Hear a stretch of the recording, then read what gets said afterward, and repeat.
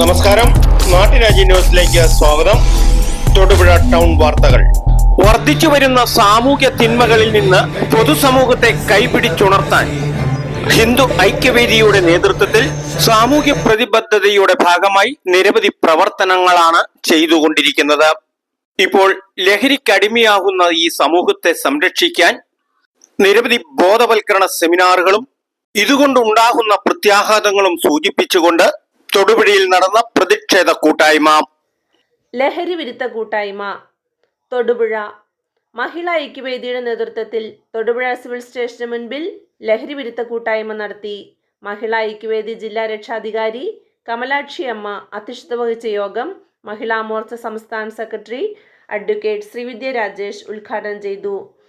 ഹിന്ദു ഐക്യവേദി ഇടുക്കി ജില്ലാ president PG Jayakrishnan മുഖ്യപ്രഭാഷണം നടത്തി.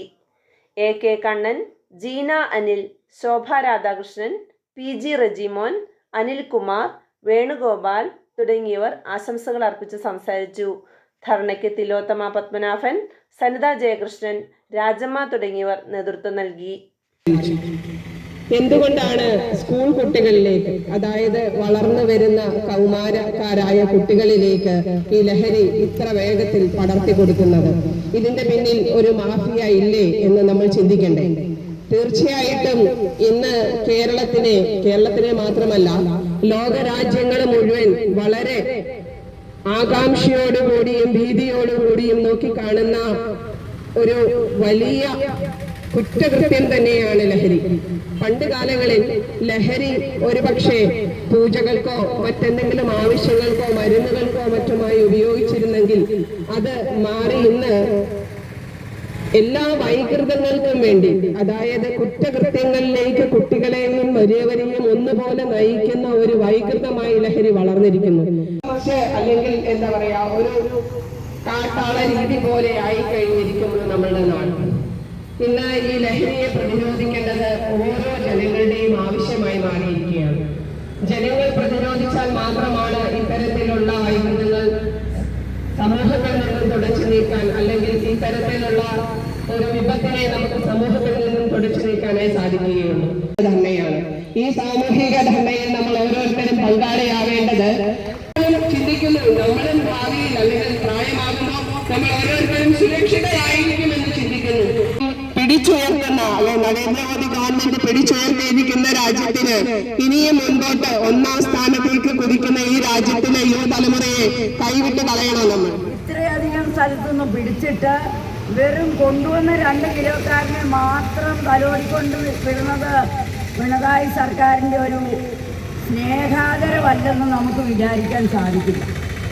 കാരണം ആവശ്യപ്പെട്ടാൽ ഏത് മുക്കിലും മൂലയിലും ചെന്നും ഏത് കള്ളനെയും പിടിക്കുന്ന, എന്തും നേരിക്കൊണ്ടുവരുന്ന നമ്മുടെ ഈ കേരളത്തിൽ ഇത് മാത്രം ഇത്ര അഴിച്ചുവിടുന്നത് കേരളത്തിലെ സാമൂഹിക വിരുദ്ധരായി മാറാൻ, മറ്റുള്ളവരുടെ സന്താനങ്ങളെ കുടുംബം നശിപ്പിച്ച് കാണാനുള്ള വ്യഗ്രത കൊണ്ടാണെന്ന് മനസ്സിലാക്കാൻ നമുക്ക് യാതൊരു ബുദ്ധിമുട്ടുമില്ല.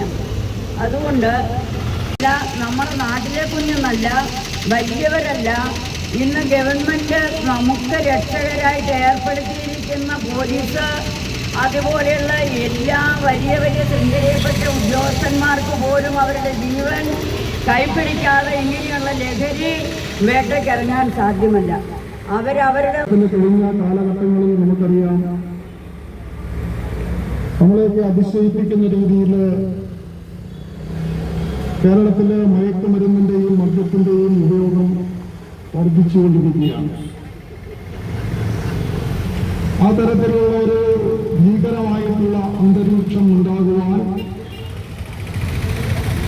കഴിഞ്ഞ കാലഘട്ടങ്ങളിലുള്ള കേരളത്തിന്റെ ഭരണ നേതൃത്വം വഹിച്ച ഗവൺമെന്റുകൾ ഒരു പരിധിവരെ ഉത്തരവാദികളാണ്.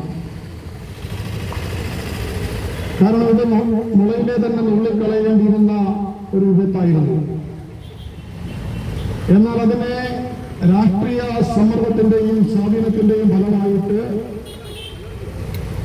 ലഹരി മാഫിയ സമൂഹത്തിന്റെ എല്ലാ മേഖലകളിലേക്കും കടന്നു കയറുകയും പിടിമുറക്കുകയും ചെയ്തിരിക്കുകയാണ്. ഭരണത്തിന്റെ സ്വാധീനമില്ലാതെ ലഹരി മാഫിയയ്ക്ക് ഈ തരത്തിലെ സമൂഹത്തിന് വേരോടുവാൻ കഴിയുകയില്ല എന്നുള്ളതാണ് യാഥാർത്ഥ്യം. അതുകൊണ്ട് ഭരണകൂടത്തിന്റെ സഹായത്തോടു കൂടിയിട്ടാണ്